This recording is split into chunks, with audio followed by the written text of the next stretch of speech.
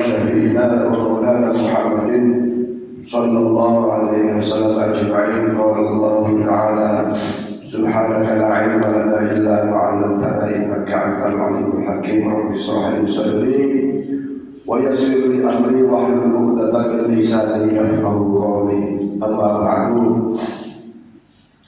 Hadirin hadirat Bapak Ibu jamaah sholat subuh, jamaah masjid Mamusalah kaum muslimin dan muslimat, alhamdulillah wa syukurillah, kembali kita tiada henti bersyukur kepada Allah Subhanahu wa Ta'ala, karena hanya dengan nikmatnya, rahmatnya, taufik hidayah yang Allah anugerahkan kepada kita. Alhamdulillah kita semua dalam keadaan sehat walafiat, sehat jasmani, sehat rohani, mudah-mudahan juga selalu sehat ekonomi. Dengan berbagai kenikmatan ini, mari kita senantiasa bersyukur dan melaksanakan berbagai perintah-perintahnya, berupaya untuk menjauhi, meninggalkan apa yang dilarang oleh Allah dan Rasulullah SAW. Bapak Ibu sekalian, kembali pada subuh ini tanggal 6 Februari kita kembali mengikuti kuliah subuh. Namun demikian, mudah-mudahan ada manfaatnya dan mudah-mudahan Ibu tidak bosan, tidak bosan melihat saya misalnya.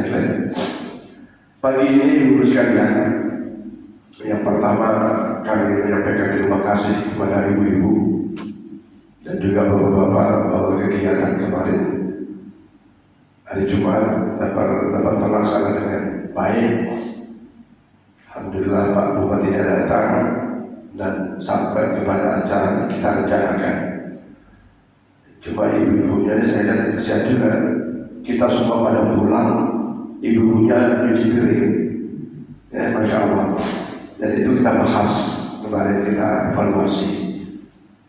Nah, kalau kegiatan yang ada yang agak memberatkan, mungkin ibu pun tidak berat, tapi kita melihatnya Masya Allah.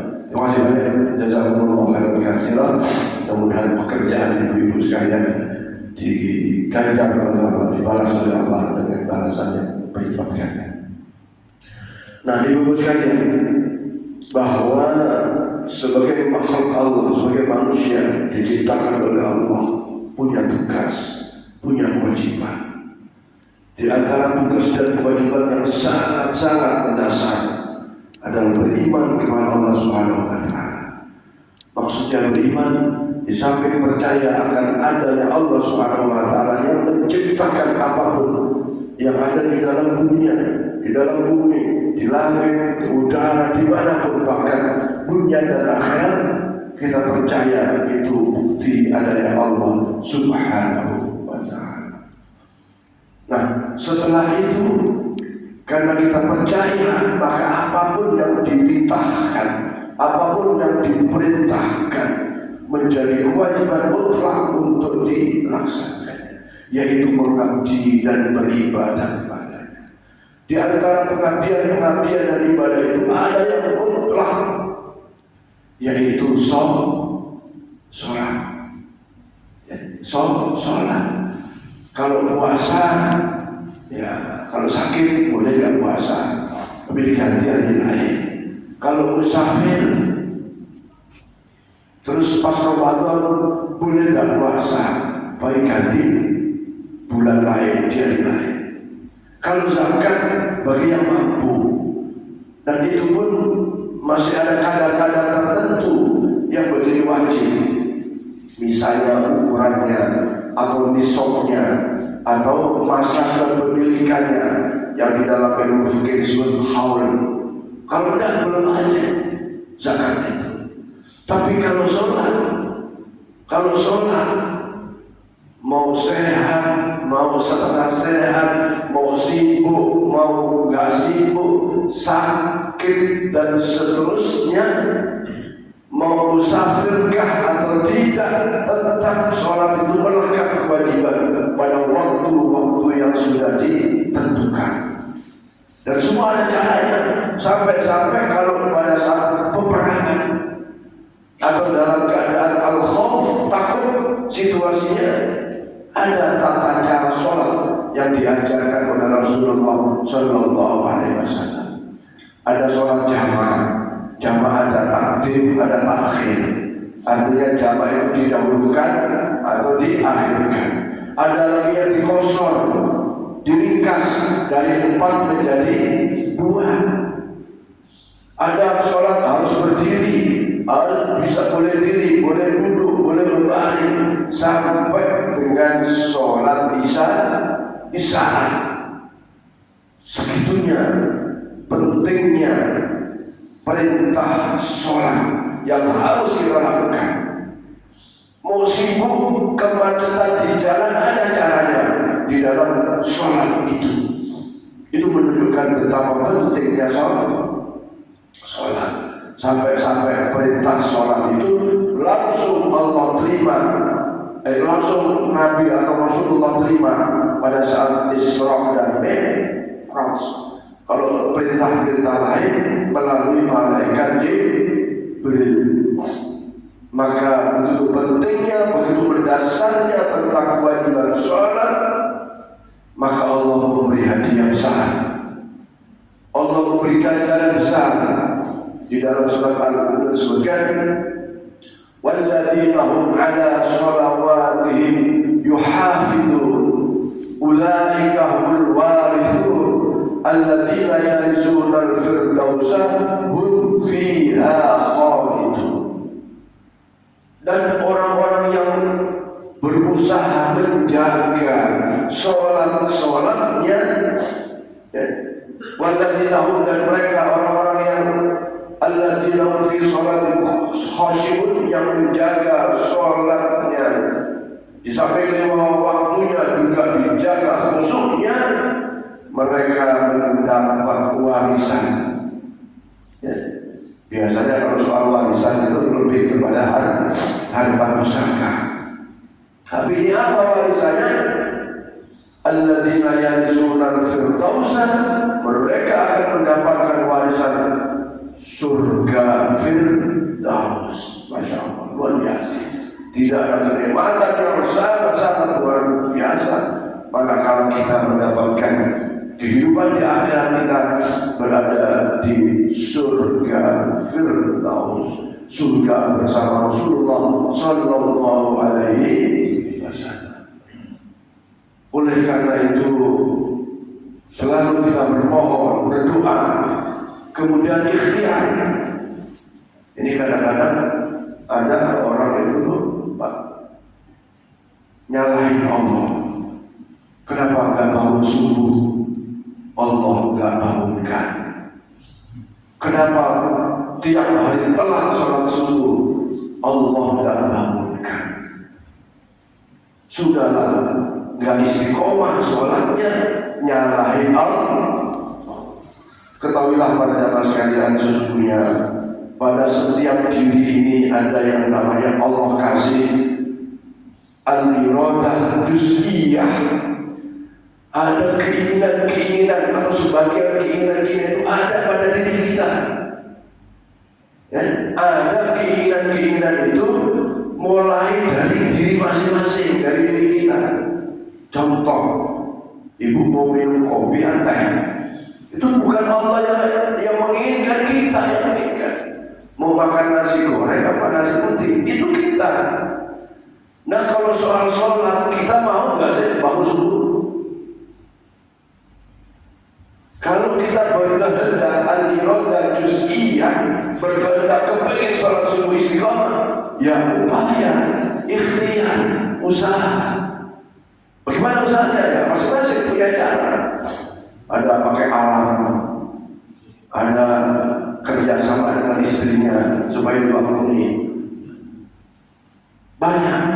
Ada caranya tidurnya tidak malam-malam supaya bisa bangun. Bahkan ada yang tak mau capek-capek di siang hari supaya bisa bangun malam, bisa bangun subuh. Jadi kita lihat usaha kita lihat niat kita, sungguh-sungguh enggak kita. Jangan nyalahin Allah. Memang takdirnya dari bangunin subuh. Maka Allah mengingatkan kepada kita, hafidhu ala sholawati was sholatil wusta wa qumu lillahi qanitin. Jaga. Kalau tadi yang pertama, walladzina hum ala sholawati yuhafidun, orang-orang yang menjaga sholat lima waktunya, ya, maka ia dapat warisan surga firdaus. Tapi ini perintah Allah, hafidhu bil amal. Sebagai ahli tafsir, jaga sholat, jaga betul sholatmu. Apa itu? Hafidhu ala sholawatil wusta, sholat yang berada di tengah-tengah. Ya, ini para ahli hadis menjelaskan melalui Rasulullah SAW, al-wusta, sholat wusta di sini yang pertama adalah sholat subuh, yang kedua adalah sholat asar. Sampai-sampai ada satu kitab itu ada judul keutamaan orang yang duduk setelah sholat asar. Ya, duduk setelah sholat asar artinya apa? Ada waktu mustajabah pada asar. Walaupun tidak disunahkan untuk sholat sunnah ba'da asar, tapi barang siapa yang duduk habis sholat asar dengan zikir-zikir dan doa-doa, maka la yuraddu doa, doanya tidak ditolak oleh Allah Subhanahu wa taala. Sehingga orang tua kita dulu menafsirkannya, janganlah tidur setelah asar. Ada nggak gitu Pak Bu? Jangan tidur setelah asar, jangan tidur setelah sholat asar, karena itu akan menutup pintu hati kita. Nur di dalam hati ini jadi gelap, sinar tapi gelap. Ya, perasaannya jadi macam-macam. Siapa yang biasa sholat pada asar enak nggak? Nggak enak kan? Enak kan? Rata-rata sih nggak enak. Saya ngerasainnya nggak enak. Nah, walaupun tidak haram, tapi sangat tidak dianjurkan tidur pada asar. Nah, kecuali sholat wusta yang pertama dari subuh, masya Allah, luar biasa. Sholat yang disaksikan oleh para malaikat, sholat subuh. Dan apalagi komunitas subuh, sering kita menyampaikan bahwa raka'atul fajri khairun minad dunya wa ma fiha. 2 rakaat qobliyah subuh itu atau salat fajar itu lebih baik daripada dunia dan isinya. Kita ketinggalan terus deh qobliyah subuhnya, rugian. Seharusnya sangat rugi kalau sesekali kesiangan, ya namanya manusia. Tapi ada keinginan dari masing-masing saya, masing-masing kita untuk menjaga sholat subuhnya? Ada keinginannya. Kalau rugi sesekali boleh. Kalau terus-menerus rugi, jadi rugi besar. Nah, alhamdulillah bapak-bapak yang istiqomah, yang belum istiqomah kita doakan. Mudah-mudahan diberi kekuatan istiqomah. Cuma ada tak dari diri ini yang saya bilang tadi disebut sebagai Rasulullah iroda juz'iyah, keinginan dari kita ada untuk bangun subuh. Kalau nggak ada keinginan, ya kesalahan ada di hati Anda, ya kan? Tausiah sudah disampaikan, peringatan sudah didengar dan seterusnya. Quran juga sudah dibaca. Nah, alhamdulillah, mudah-mudahan kita istiqomah. Istiqomah itu menjadi penting dalam sebuah ibadah. Janganlah sholat itu hanya karena ada kebutuhan. Ada orang ke masjid karena ada keperluan saja. Padahal kita setiap hari karena kewajiban setidaknya 5 waktu. Kalau pas di luar, sholat jamaahnya di luar, di masjid di luar. Ya, itu banyak di antara kita yang dimanapun pergi selalu sholatnya jamaah. Ya, saya ada ketemu di sana, ketemu di situ, ketemu masjid. Bahkan sudah dirancang jam 11 pagi nanti sholat duhurnya di sana, nanti sholat asarnya di sana, kemudian nanti maghribnya di bagus salah dirancang. Kalau enggak, ya ketinggalan terus. Namanya tidak menjaga waktu sholatnya. Inna sholata kanat 'alal mu'minina kitaban mawquta. Bahwa sesungguhnya orang-orang mukmin itu telah tahu waktu-waktu sholatnya sehingga ia jaga waktu-waktu sholatnya sehingga tidak ketinggalan berjamaah. Setidak-tidaknya sholatnya tidak digeser waktunya. Ibu bapak sekalian, jadi khusus pagi ini mari kita hafizu ala sholawatil wusta, jaga sholat yang di pertengahan, yaitu sholat subuh dan sholat asar. Bukan berarti sholat lain dan hilangnya ya, tetapi kan pertama tadi walladzina hum ala sholawatihim yuhafizun, bahwa kita orang beriman menjaga waktu-waktu sholatnya yang 5 itu.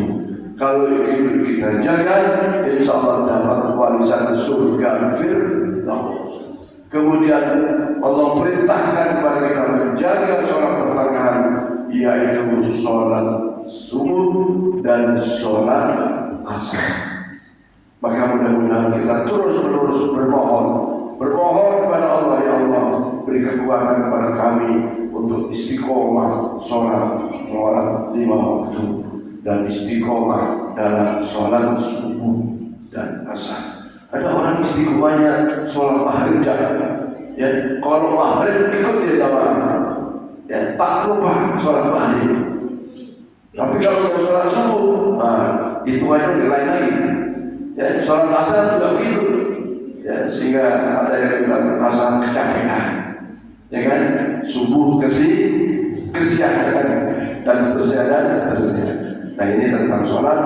Mari kita jaga dengan bermohon kepada Allah Subhanahu Wa Taala sehingga sampai akhir hayat kita istiqomah dalam ketaatan kepada Allah, istiqomah dalam ketaatan melaksanakan sunnah Rasulullah Sallallahu Alaihi Wasallam.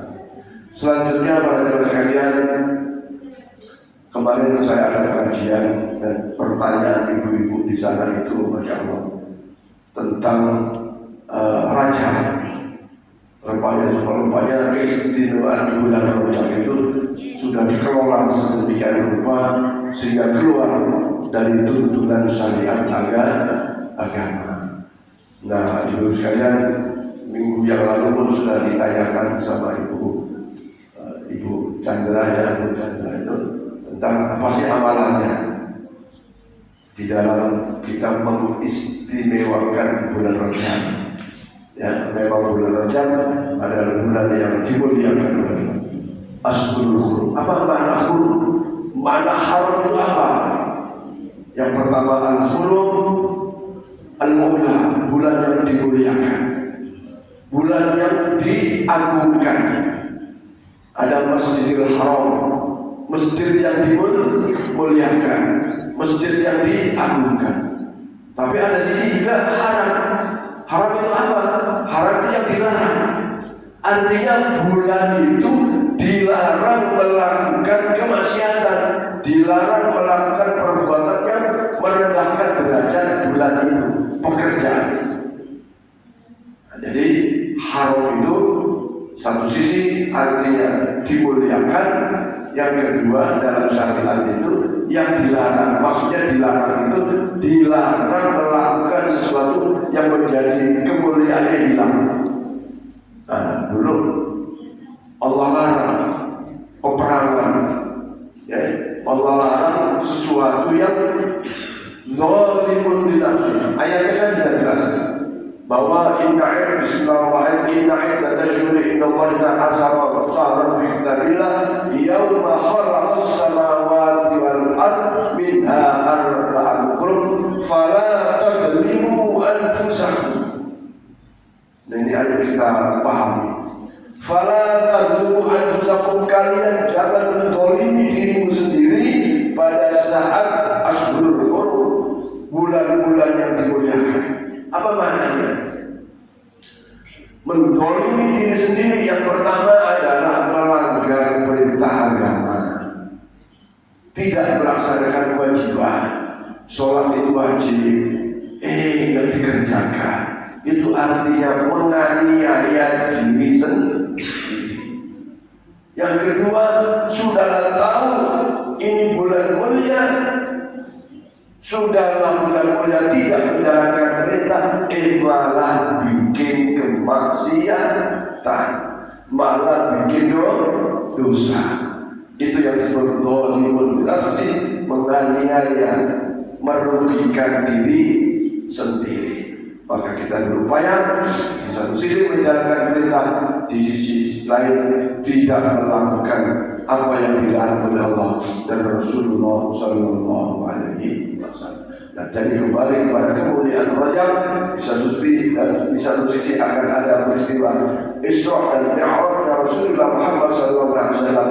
Di sisi lain kita disunahkan berpuasa, memperbanyak istighfar dan juga membaca Quran dan bersedekah sesuai kemampuan. Para jamaah sekalian, saya kira ini saja sebagai pengantar, sudah agak lama. Mudah-mudahan ada manfaatnya dan kesempatan ini kita gunakan untuk informasi-informasi dan tanya jawab.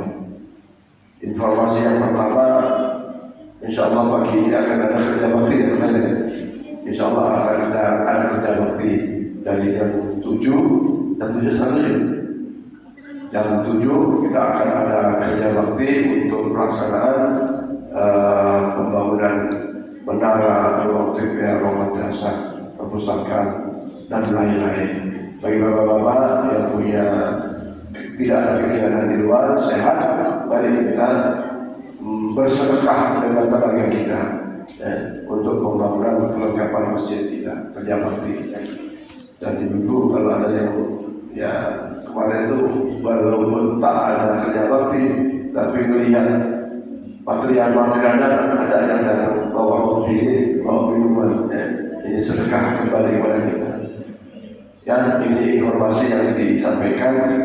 Yang kedua, mungkin Bapak Ibu sudah terima brosur atau ya informasi tentang pembangunan itu. Saya bermohon, hadapilah, tanggapilah dengan niat yang baik. Ya, saya sudah ada dengar ada mulai bergerutu, amplop lagi. Sekali lagi, tidak memaksa, tidak dipaksa. Ya, dan harus dipahami amplop itu bukan untuk masjid. Walaupun difungsikan untuk masjid, tetapi kebaikan itu kembali kepada diri kita masing-masing. Ya, jangan terus memberatkan dana. Jangan 10 amplop datang, terima aja amplop. Ya kan? Mau isi, ya itu niat masing-masing. Diisi boleh dan bagus, dan diisi pun tidak diberi sanksi. Tidak ada yang nanya, kok ibu gak kasih amplop? Tidak ada. Kok bapak gak kasih amplop? Tidak ada. Kan kemarin sudah kalender, sekarang amplop lagi. Masya Allah, ibu, kalau kita tanya, kalau makan mau gak tiap hari? Makan bukan tiap hari, 1 hari 3 kali. Ya kan? Ibu mau gak dapat gaji tiap bulan? Ya mau. Gaji itu siapa? Untuk keperluan siapa? Ya keperluan diri sendiri. Ya kan? Ya sama dengan amplop dari Masjid Darussalam. Walaupun ada informasi sedang dibangun dan seterusnya, walaupun ada ajakan mohon doa dan dukungannya, itu kan cuma mohon. Dan kalau yang cerdik, inilah peluang. Kalau yang cerdas, ini peluang. Peluang apa? Peluang untuk kebaikan diri kita masing-masing. Saya ibu tidak pernah baca Farhan 100 juta tidak pernah. Tidak ada. Kan bisa 10.000 aja masuk juta. Ya, nggak ada kan nama saya itu jutaan ada. Kalau 10.000 masa dicatat kalau surga. Yang dicatat boleh. Dan itu untuk memotivasi yang lain. Maksud saya Pak Haji Sugri bagian bulan jalan terus berikan kok saya enggak. Oh iya saya ikut kok. Cuma 10.000 masuk di kota. 5.000, 2.000 bahkan. Ya kan? Nah, jadi mohon dengan segala hormat, terimalah itu dengan senang hati. Kalau ada rezeki sedekah diisi amplopnya. Kalau tidak ya tidak apa-apa. Ada yang sekarang, ya sekarang. Besok boleh. Tahun bulan depan boleh. Enggak isi boleh. Nah, kalau ada ibu-ibu yang merespon negatif, kasih tahu. Sesungguhnya sedekah kembali kepada diri masing-masing, kembali kepada keberkahan kehidupan masing-masing. Jangan sampai sekali lagi bapak-bapak yang mengedarkan suka diprotes. Mana sih masjidnya? Dia tahu susah. Mana kalian sekarang amplop lagi. Ya mudah-mudahan Allah buka hatinya tentang makna hakikat sedekah, hakikat infak, hakikat nyumbang. Tidak kembali kepada siapapun, kembali kepada dirinya. Walaupun sumbangan itu dimanfaatkan oleh orang lain atau dimanfaatkan oleh pengurus masjid dalam rangka kepentingan dakwah atau kepentingan penyempurnaan keindahan masjid kita. Inilah informasi yang kami sampaikan.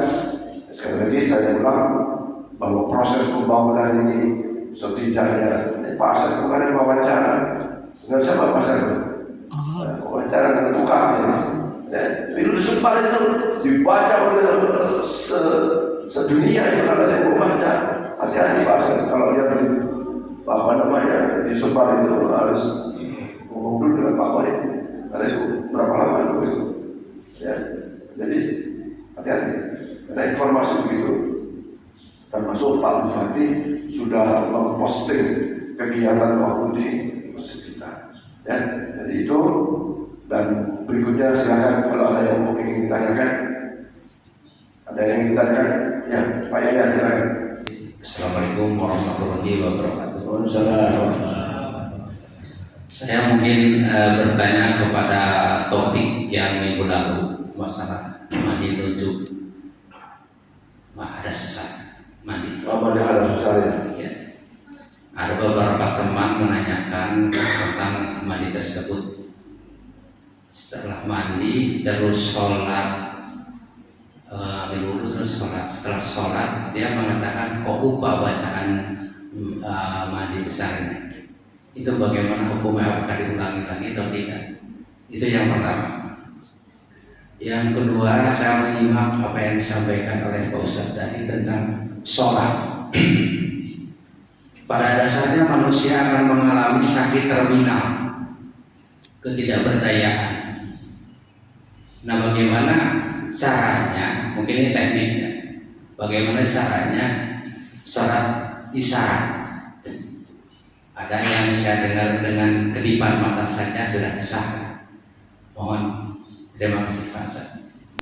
Nah, hadirin hadirat sekalian, memang setiap amal itu adalah kunci amal itu dengan niat. Rasulullah bersabda, innamal a'malu binniyat. Ya, setiap sahnya suatu amal itu sangat tergantung niat. Tentang mandi junub, ya, setiap kita sudah paham bahwa kalau pas hadas besar, pasti cara bersucinya dengan mandi janabah, mandi junub. Setiap mau sholat itu pasti bersuci. Nah, kalau hadas kecil, maka caranya dengan berwudu. Niat di sini ada yang niat dohir, ada niat dohir, ada niat batin. Dan niat itu sesungguhnya ada di batin, ada di batin. Misalnya gini, saya hadas besar, Saya tahu caranya mesti mandi dulu. Begitu sudah waktunya mau sholat, saya mandi. Dalam hatinya sebenarnya sudah tahu bahwa hadas besar cara bersucinya dia mandi junub. Dia berjemur aja, tanpa niat. Bagaimana? Karena niat pekerjaan hati. Kemudian hati ini, kalbu ini yang punya siapa? Allah. Artinya hati berhubungan Allah Subhanahu wa ta'ala. Maka kalau sudah diyakini bahwa cara hadas pada junub dan dia lupa niat, secara hakikat insya Allah sudah sah. Tentu setelah caranya benar, ya semua anggota badan berproses. Ya, cuma secara fikih itu harus niat, ya kan? Niat itu tidak harus misalnya nawaitu husnal rabbil hadasil akbari fardhu lillahi, tidak harus bicara mudah ya. Ibu niat, ya Allah saya niat ada susah, maka selesai. Ya Allah saya niat mandi ada susah, selesai. Nah, kalau bahasa lain, Allah ya'lamu ma fis sudur. Allah tahu apa yang ada di dalam hati. Nah, kenapa sih ada niat dohir? Niat dohir itu sesungguhnya menguatkan batin, menguatkan hati. Kalau dalam sholat ada namanya talahud bin niat. Niatnya dilafalkan, boleh nggak boleh? Walaupun niat itu sendiri ada di dalam hati. Suatu ketika Rasulullah berhaji, sahabat lain mengucapkan niat dengan terang, dengan jelas, dengan dengan jelas lagi. Labbaik Allahumma labbaik, labbaik la syarika lak labbaik. Itu niat kan? Itu sebenarnya niat haji atau niat begitu kan? Labbaik Allahumma hajjan. Diangkat suaranya boleh. Padahal niat itu ada di dalam hati. Nah, dari Pak Yayan sudah yakini bahwa kalau itu terjadi sudah mandi sudah matang sudah mandi kan? Nah, kalau belum mandi itu lain salah. Ya. Nah, kalau sudah mandi dan memang di hatinya sudah tahu bahwa setiap hadas besar itu harus mandi jenazah dan caranya benar, insya Allah sudah sah. Kalau bicara afdolnya, ya niat yang sempurna. Ya. Niatnya gimana? Ya Allah saya niat mandi janabah, selesai. Janabah itu pasti ada besar. Tapi kalau dilengkapi lagi, saya niat mandi janabah menghilangkan hadas besar lillahi ta'ala. Lawal musnal rabbil hadasil akbari fardhan lillahi, itu niat bahasa Arab. Nah, niat ada dalam hati dengan bahasa yang kita mengerti. Insya Allah gitu. Nah, kemudian pertanyaan yang kedua tentang apa tadi? Sholat.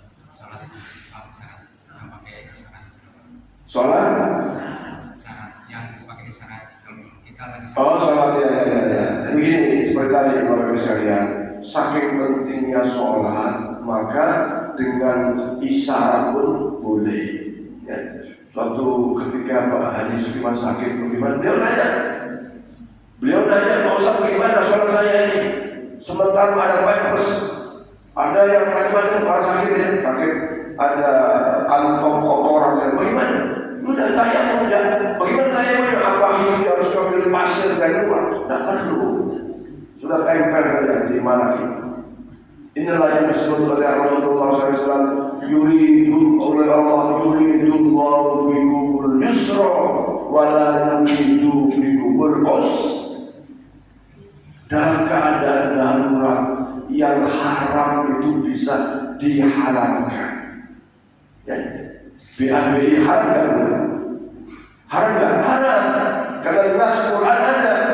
Tapi karena darurat, kalau nggak makan hari ini mati, maka yang haram jadi halal. Tapi ada pertanyaan, gimana Ustaz? Saya nggak bisa nahan syahwat ya. Sudah nggak bisa nahan syahwat, di tengah jalan ada wanita cantik saya rangkul. Ya itu bukan dahulu, itu hawa nafsu. Ada sempat pertanyaan seperti itu. Bukan dahulu, itu hawa nafsu. Ya, nah jadi sholat dengan isyarat itu masih dibolehkan. Soal diterima dan tidak terima kita pasrah kepada Allah Subhanahu wa taala. Allah lihat hati kita. Innallaha la yanzuru ila suwarikum wala ila jasadikum. Enggak lihat itu. Pakaiannya enggak lihat, gantengnya enggak lihat. Walakin yanzuru ila qulubikum. Tapi Allah lihat hati kita. Nah ini ada yang ditafsir dengan begini. Udahlah, yang penting kan hati saya ke masjid pakai kaos oblong, saya ke masjid pakai celana training yang kotor-kotor. Kan apa-apa, bukan itu. Itu bab lain. Kalau soal bab masuk masjid, Allah perintah kepada kita, ya bani Adam, khudhu zinatakum inda kulli masjid. Diperintah ke masjid pakai baju yang baik, dan bukan yang pulut-pulut, bukan yang pakai singkat, bukan. Diperintah, bahkan membuat diri cantik, membuat diri ganteng, ini perintah Rasulullah SAW. Allah selalu Rasulullah selalu tampil dengan baik. Apa dengan baik? Rambutnya disisir, tidak buta-buta. Maka ada ulama berpendapat itu tidak mesti yang dikerjakan oleh Rasulullah menjadi sunnah bagi umatnya, nggak mesti. Rasulullah kontrol apa menjadi perintah sunnah untuk kita kontrol? Enggak. Kalau kita biarkan rambut kita kalau cukur, dapat omset, ya kan? Maka kita diperintah memperhatikannya, rambut. Rasulullah kontrol. Rasulullah setiap sholat sebelum sholat subuh berbalik. Apa kita kalau menjalankan sunnah dengan baik? Tidak mesti pekerjaan Rasulullah itu menjadi kesunahan bagi umatnya. Ini kan kadang-kadang orang dengan bahasa pemurnian kembali pada hadis, kembali pada sunnah, terus kayak gini tidak mesti begitu. Ada yang memang harus dikerjakan umatnya, ada yang tidak harus dikerjakan oleh umat.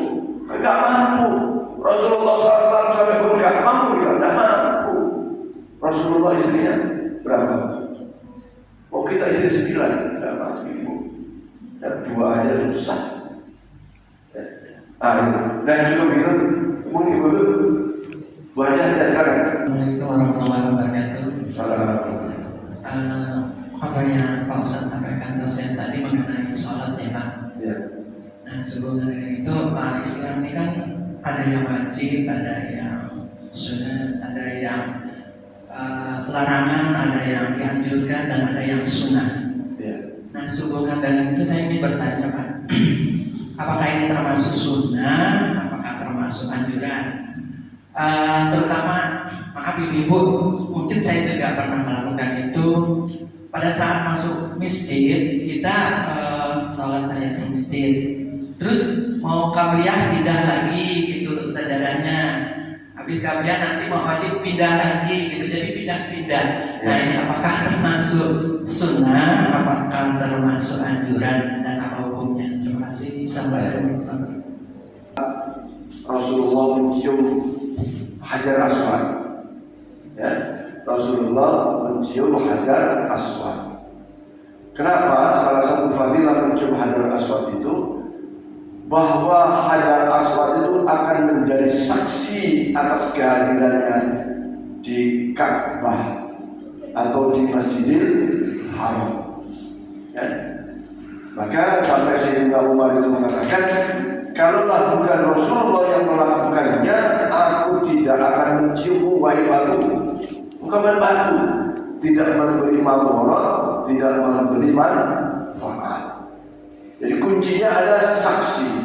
Nah orang-orang yang ingin amal-amalnya ada saksi dalam kehidupan dalam dunia, maka ia pindah-pindah sholatnya. Ya, tadi pakai masjid di sini. Ini tempat jadi saksi nanti di akhirat.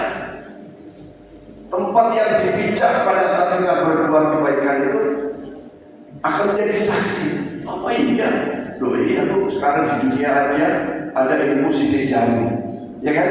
Di mana kita tempel ketahuan tuh. Apalagi Allah yang maha mengetahui atas segala sesuatu. Jadi sesungguhnya itu adalah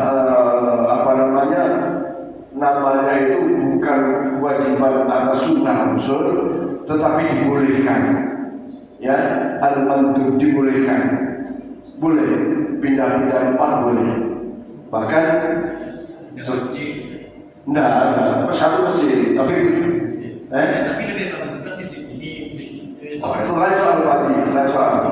Sampai 52 masjid. Saya pernah melakukan 52 masjid dalam 1 tahun itu iman. Beda. Ya, jadi itu tidak diwajibkan ya.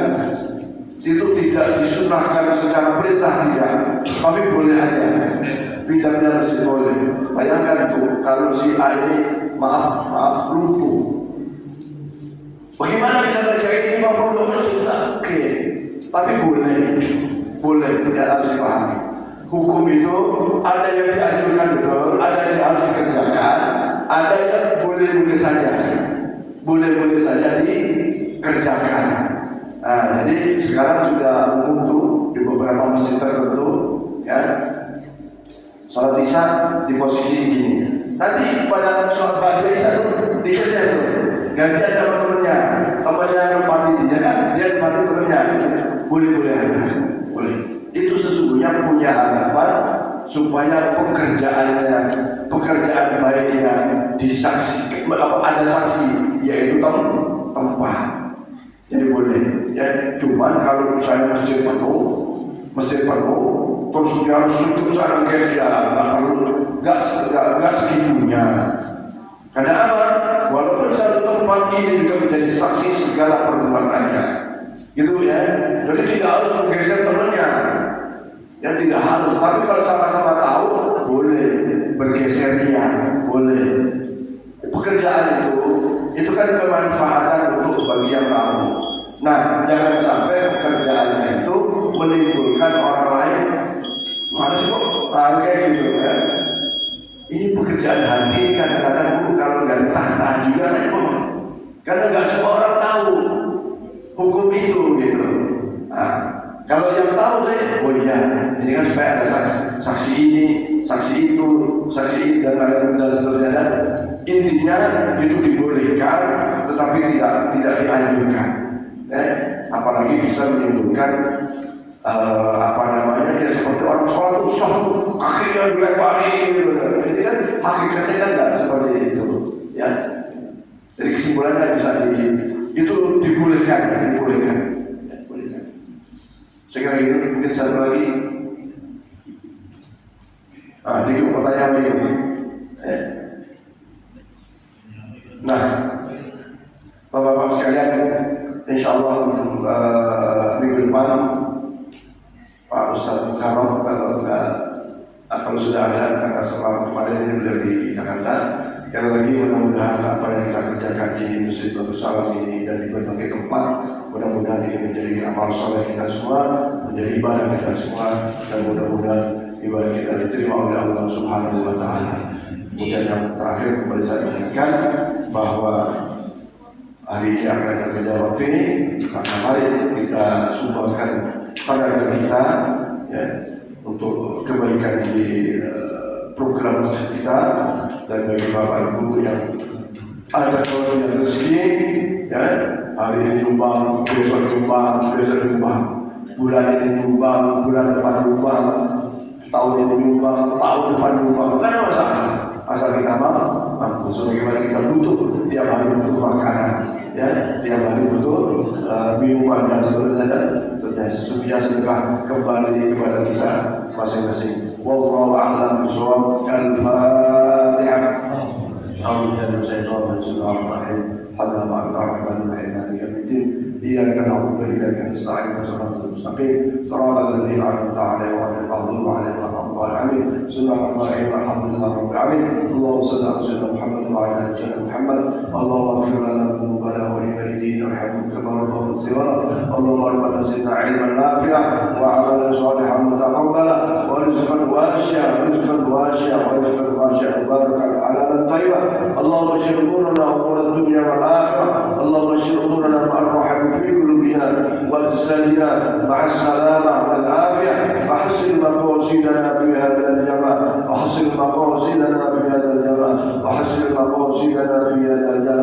ببركه في صلاه الصبح والجماعه ببركه في الصبح والجماعه وببركه سيدنا محمد صلى الله عليه وسلم وبحق سيدنا محمد صلى الله عليه وسلم وبحرمه شهر الحرم برحمتك يا ارحم الراحمين ربنا هب لنا من ازواجنا وذرياتنا قرة اعين واجعلنا للمتقين اماما ربنا اتنا في الدنيا حسنه وفي الاخره حسنه وقنا عذاب النار وصلى الله على سيدنا محمد وعلى اله وصحبه وسلم سبحان ربك رب العزه عما يصفون وسلام على المرسلين والحمد لله رب العالمين. Semoga semuanya pada sehat, walafiat, berkumpul, berkeberkahan, penuh rezeki pada rezeki amin dan amin. Alhamdulillah rabbil alamin. Mari kita lanjutkan dengan salat sunnah.